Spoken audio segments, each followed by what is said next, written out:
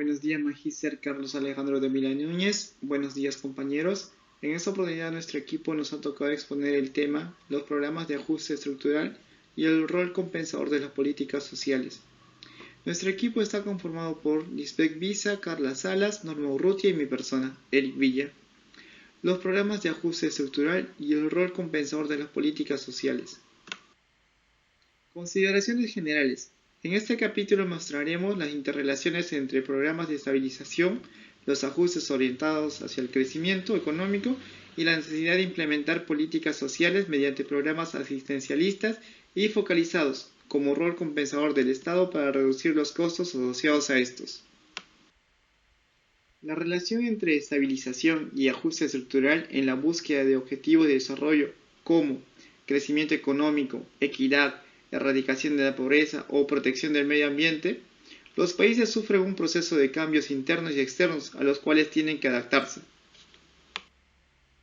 Entendamos como estabilización al conjunto de programas que generan las condiciones previas para sentar las bases del crecimiento y cambio estructural. Estas se diseñan para corregir los desequilibrios externos, como el déficit de la balanza de pagos, y desequilibrios internos, como el déficit fiscal insostenible. En resumen, la estabilización busca un equilibrio entre la demanda agregada y la oferta agregada.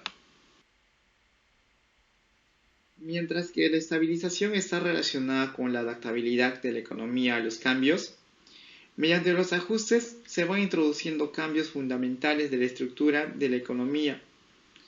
Estos alteran la forma en cómo la economía produce e incrementa la eficiencia productiva, básicamente a través de la competencia ante cambios favorables.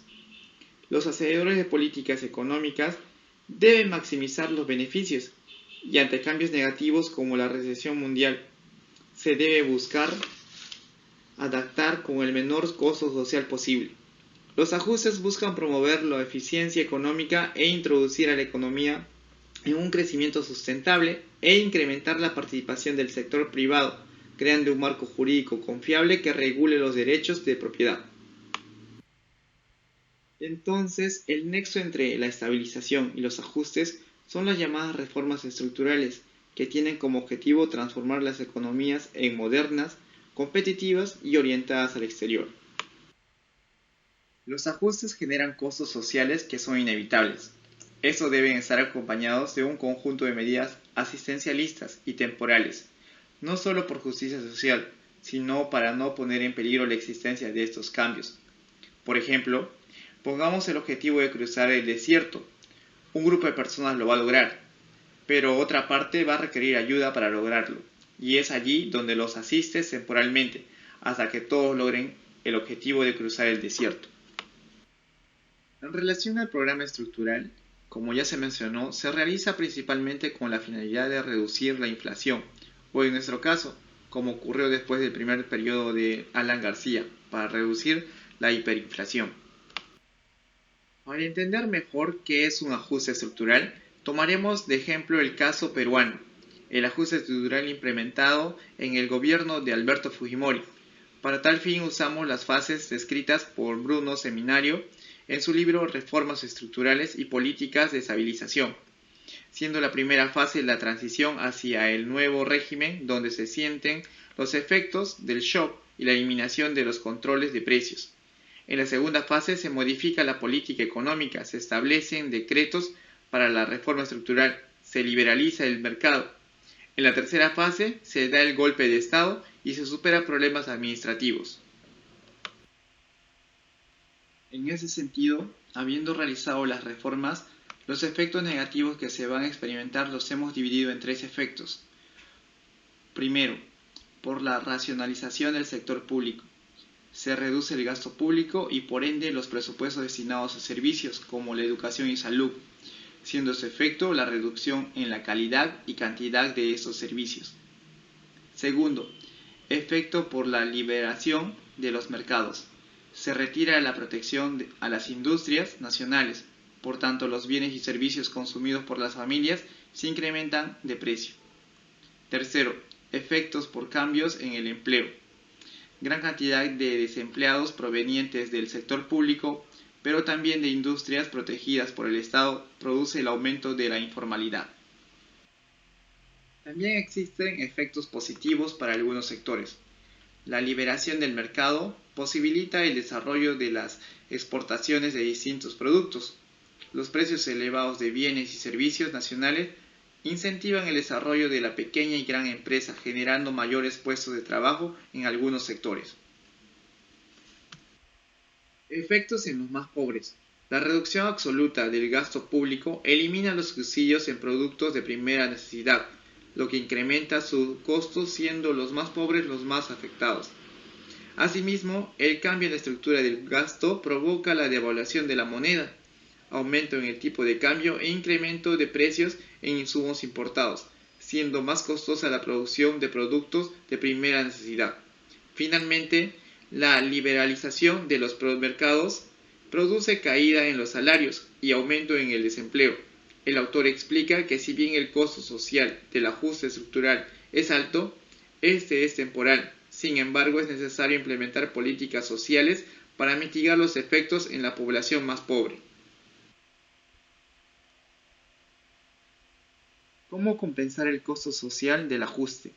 El rol de los programas de compensación social.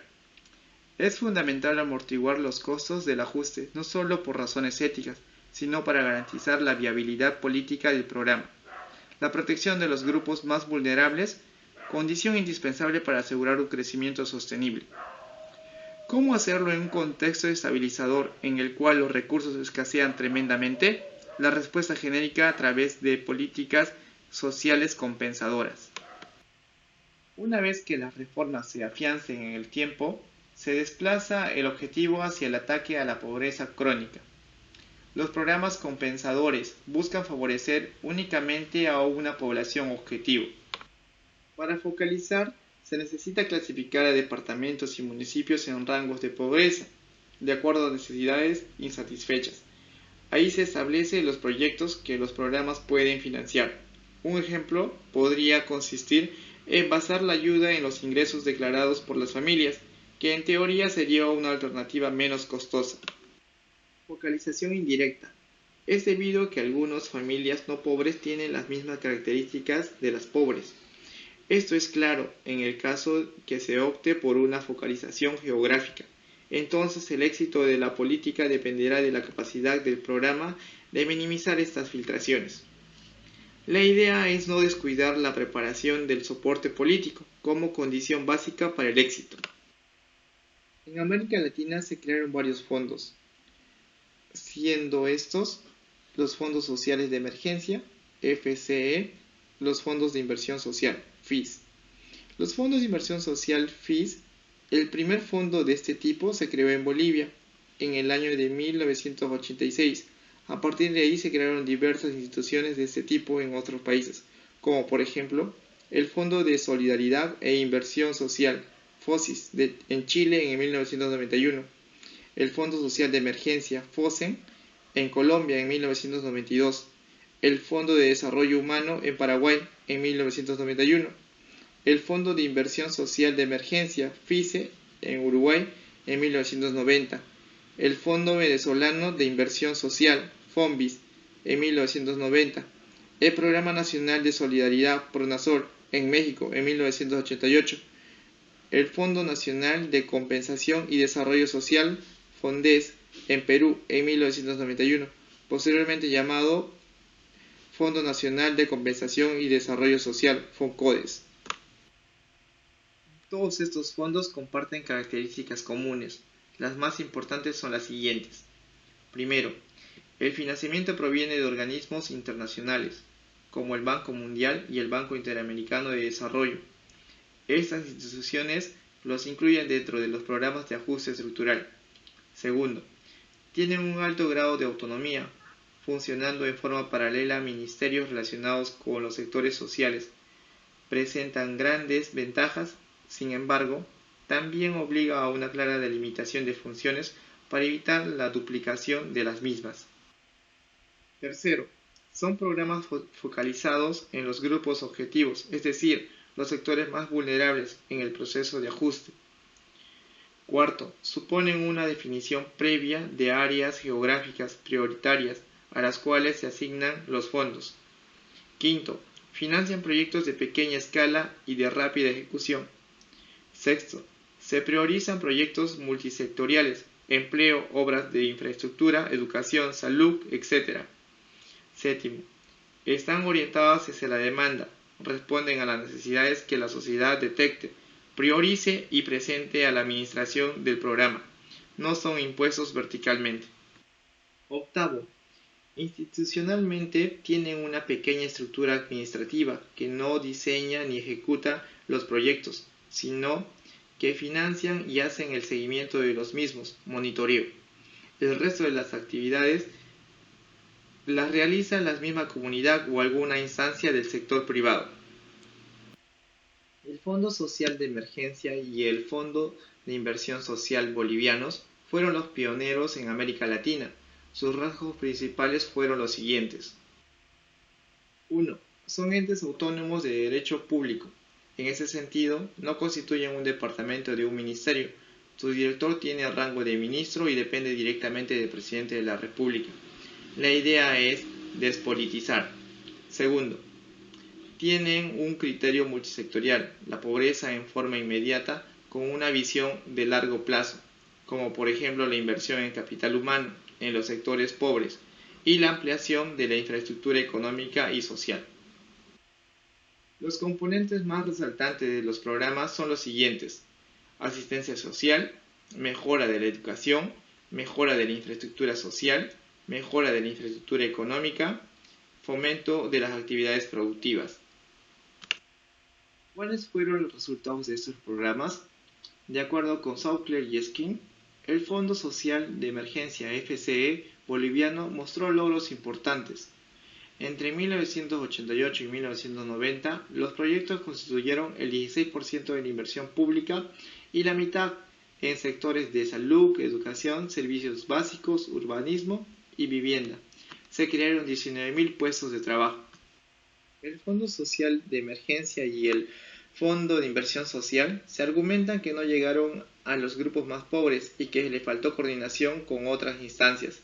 Sin embargo, estos programas demostraron que el Estado puede prever servicios sociales en una forma eficiente, no basada en el clientelaje político. En resumen, los proyectos financiados por estos fondos de compensación social buscan elevar el ingreso de los pobres, ofreciendo las oportunidades de empleos productivos. De esta manera se ata el fondo de compensación a las políticas globales de ajuste estructural. En el caso peruano Foncodes, en 1990, el Perú inició un programa de estabilización y de ajuste estructural profundo. Simultáneamente se creó el programa de emergencia social, que duró 6 meses. A mediados de 1991 se instauró el Fondo Nacional de Compensación y Desarrollo Social Foncodes. En enero de 1992 se estableció el Programa Nacional de Apoyo Alimentario. Foncodes es un organismo público descentralizado creado mediante el Decreto Legislativo 657 del 15 de agosto de 1991, con personería jurídica estatal de derecho público interno.